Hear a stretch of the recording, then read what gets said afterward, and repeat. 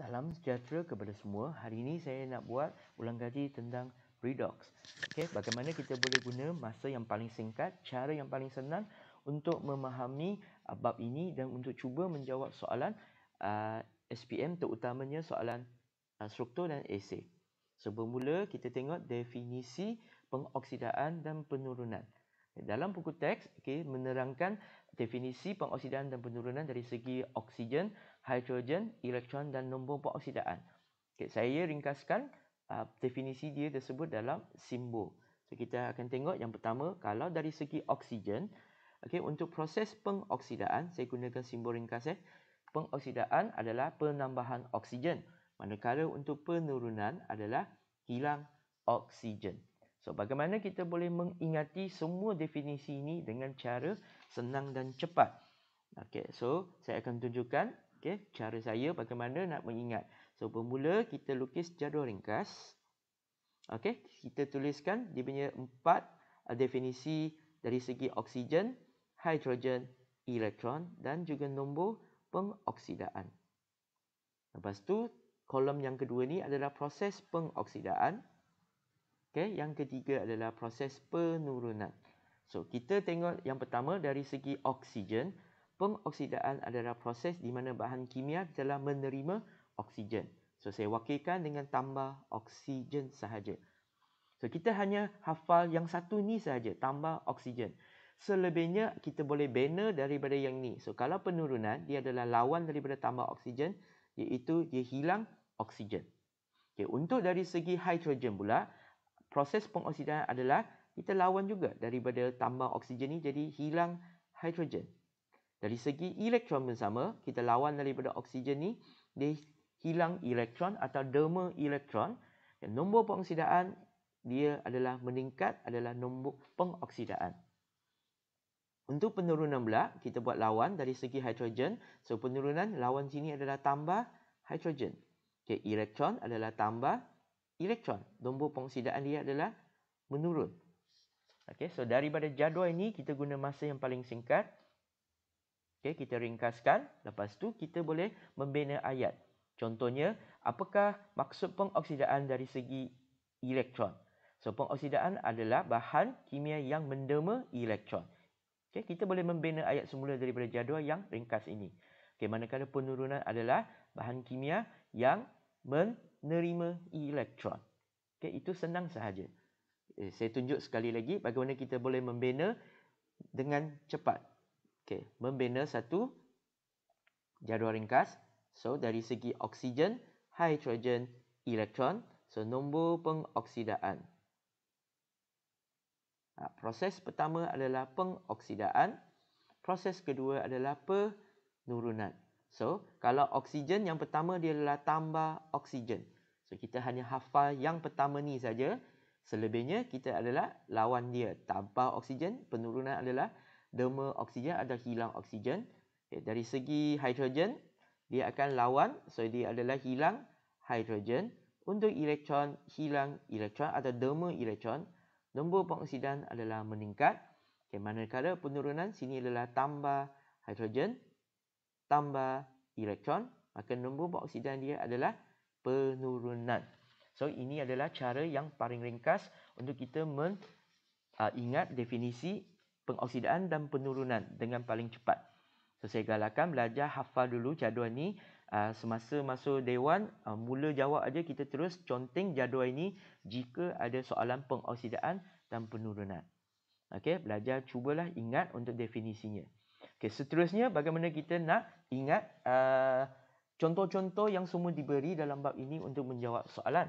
Sebenarnya kita juga boleh jawab. Contohnya, bagaimana kita ada banyak contoh soalan. So, bagaimana kita nak ingat, nak cuba nak jawab. So, saya gunakan cara yang paling senang. Kita akan guna konsep derma elektron dengan terima elektron. So, apabila kita dapat soalan, so kita kena ingatlah konsep yang terlibat dalam redox adalah kebanyakan adalah siapa yang menderma elektron dan siapa menerima elektron. Cuma dalam derma elektron kita kena tahu ada 4 maklumat di bahagian derma elektron. So, ini adalah pengoksidaan. So, kita ingat kalau dalam bahagian derma elektron, dia ada 4 maksud atau 4 maklumat yang kita kena ingat. Okay, anode, okay, dia merupakan anode dan dia merupakan terminal negatif, dia merupakan pengoksidaan dan dia merupakan ejen penurunan. So dalam soalan kita kena kenal pasti dahulu di mana siapa yang akan derma elektron dahulu. Okay, saya dah susun. Okay, yang pertama kita akan cari logam. Kalau soalan tu ada logam, maka logam yang akan menderma elektron dahulu. Okay. Apa yang kita perlu hafal? Banyak ke logam? Kita hafal, cuba hafal 5 logam ni. Magnesium, zinc, ferrum, cuprum, argentum. So, kalau soalan tu ada magnesium, maka magnesium akan menderma elektron dahulu.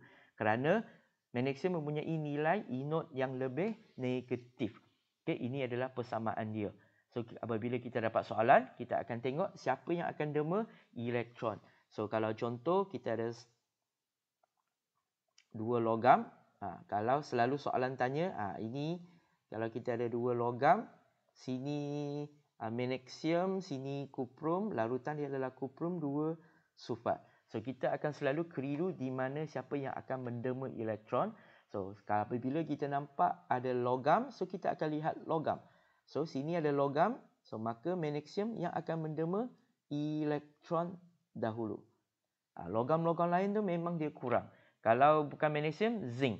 So, kita hafal 5 logam ni saja yang dah cukup dah. So, elektron akan diderma. Okay, so yang pertama, kita baca soalan. Kalau ada logam, terus pilih logam. Mana logamnya? Kita hafal logam ini aja. Magnesium, zinc, ferrum, cuprum, argentum. So, logam pertama yang akan menderma elektron dahulu. Kerana nilai inode dia lebih negatif. Kalau soalan tanya, di manakah anode? So, kita kena ingat balik, apa anode? Anode adalah derma elektron. So, derma elektron, siapa akan derma elektron? Mesti logam. So, di mana logam yang akan derma elektron? Magnesium atau cuprum? Magnesium. Kalau soalan tanya, terangkan jawapan anda. So, kita terus jawab. Kerana nilai inode magnesium lebih negatif daripada cuprum. Maka magnesium lebih cenderung menderma elektron. Okay, jika ada logam. Okay, kalau soalan tu tak ada logam. Okay, contoh biasanya kalau tak ada logam, dia adalah dalam bateri. Yang kita guna adalah karbon. So, kalau kita ada larutan. Okay, contohnya cuprum 2 sulfat. Kita dah tak ada logam. So, ini adalah karbon. So, kalau tak ada logam, yang kedua akan menderma elektron mesti anion yang terdapat dalam larutan. So, anion. Okay, biasa larutan yang kita guna, tanpa halogen, maka ini hidroksida yang selalu dipilih untuk menderma elektron. Okay, kerana nilai inode hidroksida lebih negatif. Okay, jika larutan itu ada halogen atau halida dan dia lebih pekat, maka ikut dia punya nilai, iodida akan menderma elektron dulu. Tapi biasa dalam soalan yang kita guna adalah klorida. Okay, biasa guna contohnya natrium klorida, magnesium klorida dan lagi yang paling biasa kita guna adalah asid hidroklorik. So, yang tiga-tiga ni memang mengandungi ion klorida dan juga mengandungi ion hidroksida. So, kita kena bandingkan adakah soalan ni dia biasa atau cair sahaja.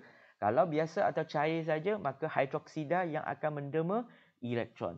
So, yang derma elektron mesti adalah anode. Okay, yang menderma elektron mesti adalah anode.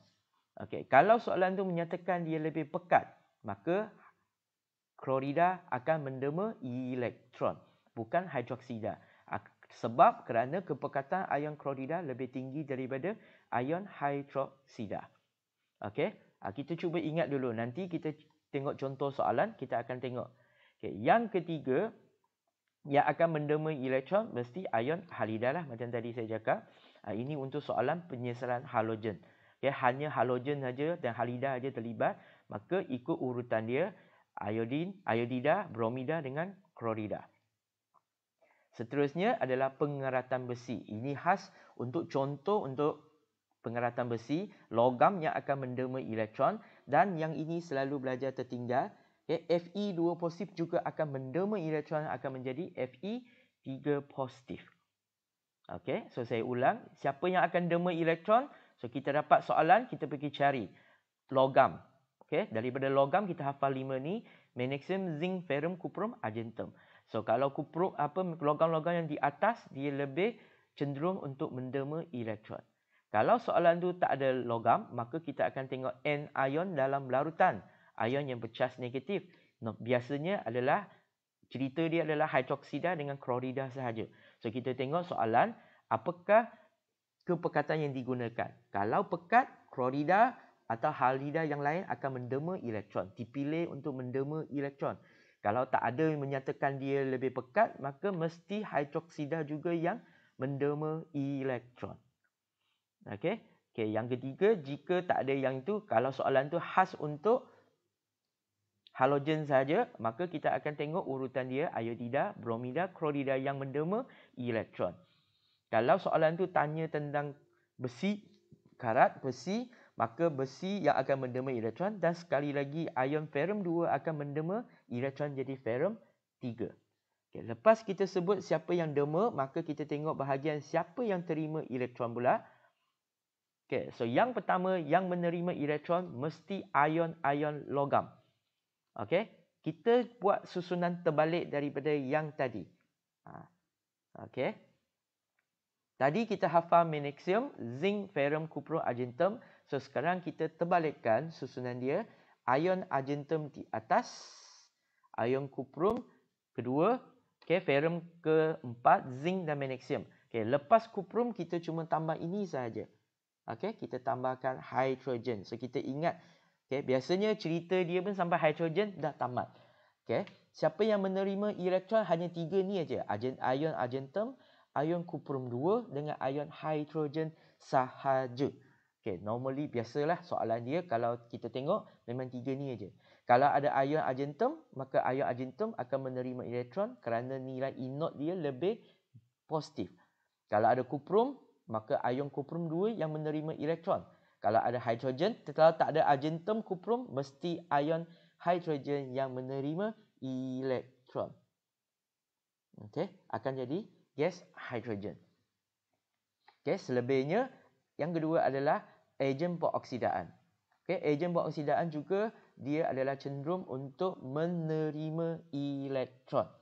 Dan biasanya kalau kita guna halogen, maka klorin lah lebih cenderung menerima elektron kerana nilai inert dia lebih positif. Okay, dan juga lagi yang dua lah, kalau boleh hafal lah yang kedua ni untuk ejen peroksidaan. Yang susah ni, kalau tak boleh, setakat kita hafal klorin, bromin, iodin, setakat ni dah cukup untuk membantu anda menjawab soalan. Okay. Contohnya, kalau soalan tu berkaitan dengan penyesaran halogen, maka memang klorin, bromin, iodin yang menerima elektron.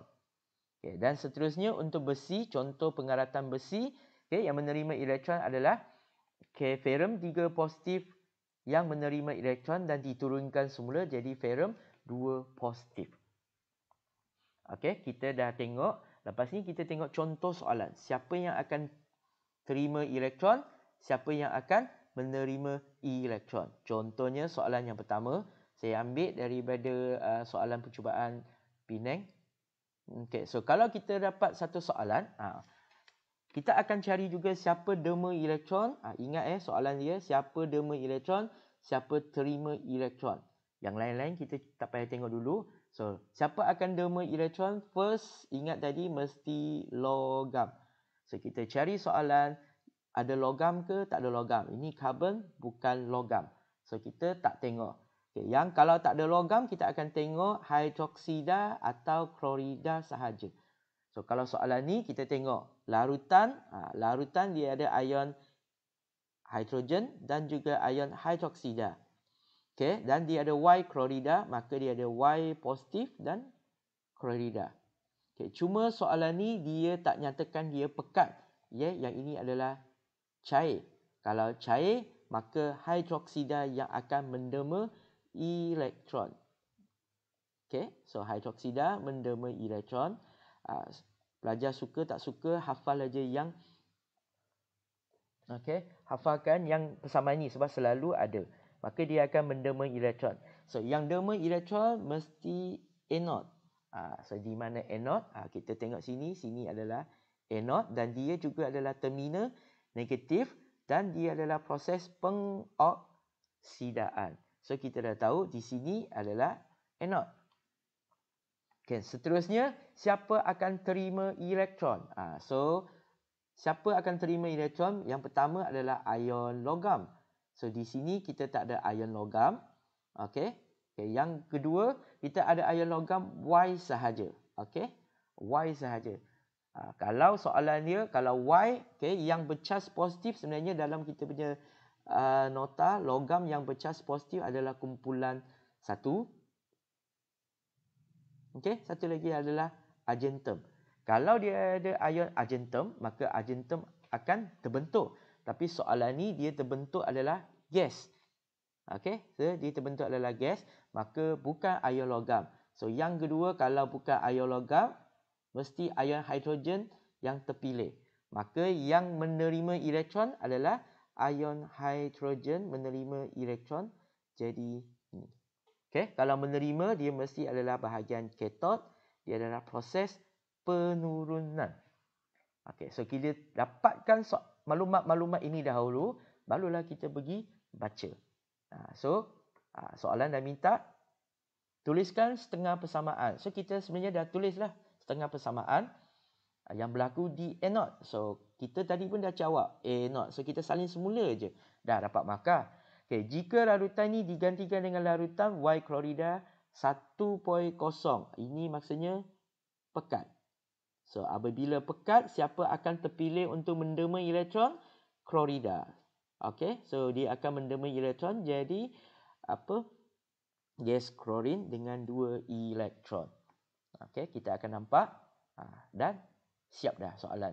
Okay, berikan satu sebab kenapa? Kerana kepekatan ion klorida lebih tinggi daripada kepekatan ion hidroksida. Okay, jadual ini untuk membantu kita menjawab soalan. Kalau menerima elektron dari kiri ke kanan. Kalau dema, kalau terima dari sini kita baca. Okay, kalau dema kita baca terbalik. Okay, bolehlah pinjam persamaan dia untuk awak jawab kalau dah terlupa.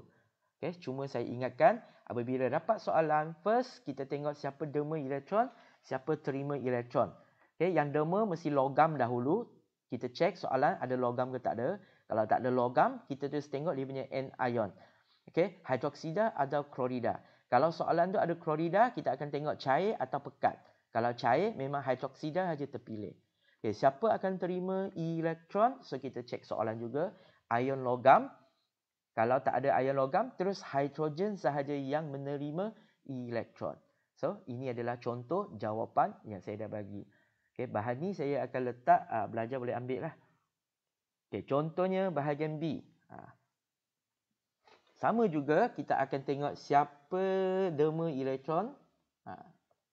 Okay, kita akan tengok siapa yang dema elektron, siapa yang akan terima elektron. So yang dema first kita ingat yang dema mesti siapa? Logam. So kita pergi cek soalan. Okay, carbon bukan logam. Lepas tu kita ada magnesium, kita ada cuprum. So logam kita hafal berapa logam? Kita hafal magnesium, zinc, ferrum, cuprum, argentum. So di sini ada magnesium. Okay, maka magnesium akan mendema elektron dahulu. So, kalau dia mendema elektron, macam tadi cakap, dia mesti adalah anode, dia mesti adalah terminal negatif dan dia adalah proses pengoksidaan. Okey, kita dah selesai. Okey, dia dema elektron. So, elektron bergerak ke sini. So, soalan dia adalah siapa menerima elektron? So, menerima elektron, kita tengok dalam larutan dia. So, larutan dia ada siapa? Ada H+, ada hidroksida. Okay, lepas tu ada cuprum 2 positif, ada sulfat SO4 2 negatif. Macam tadi cakap, yang menerima elektron mesti ion logam. So, ion logam daripada sini yang tadi kita buat logam ni kita terbalikkan dia. Okay, kita terbalikkan dia yang menerima. So, kita nampak ada cuprum, maka cuprum, ion cuprum yang menerima elektron. Okey, ion cuprum yang menerima elektron. So, kalau dia menerima elektron, dia mesti adalah katot, dia mesti adalah terminal positif dan dia adalah proses penurunan. Okey, so kalau dalam soalan sini magnesium dah dema elektron, maka yang menerima ni kat sini di larutan kuprum. Untuk bahagian PQ sini pun sama. Kalau Q dah menerima elektron, okey, elektron di sini siapa akan terima? Larutan yang sama juga. So kuprum juga yang akan menerima elektron. Okey, so di bahagian P pula siapa akan dema elektron? Sedangkan tak ada logam. So kalau tak ada logam, kita tengok yang kedua adalah hidroksida atau klorida. So soalan ni tak ada klorida, maka yang mendema elektron adalah hidroksida sahaja. Itu yang saya cakap, suka tak suka cubalah hafal persamaan ni. Maka yang menerima elektron, ni terima elektron mesti katot. So kena ingat. Lepas tu barulah kita pergi baca soalan. Okey. Saya ulang bagaimana kita boleh jawab dengan cepat. Dapat soalan saja. Pertama cari siapa dema elektron, siapa menerima elektron. Yang dema elektron mesti logam dahulu. So kita cek soalan ada logam ke tak. Ni karbon bukan logam. Ni magnesium, kuprum adalah logam. Okey, daripada logam yang akan mendema kita hafal yang 5 ni, magnesium, zinc, ferrum, kuprum, argentum. So magnesium sini ada, maka magnesium akan mendema elektron. Okey, yang menerima elektron mesti ion logam. Okey, ion logam, argentum, kuprum. Kita tengok baca dari bawah. Ni dua je, argentum, kuprum. Kalau tak ada dua ni, hidrogen kita pilih. So dalam larutan kuprum 2 sulfat, larutan mesti ada ion hidrogen, kuprum 2 mesti Cu2+. So di sini ada ion kuprum, maka ion kuprum lah yang berfungsi untuk menerima elektron. Okay? Dan jangan lupa 4 maklumat yang tadi kita hafal.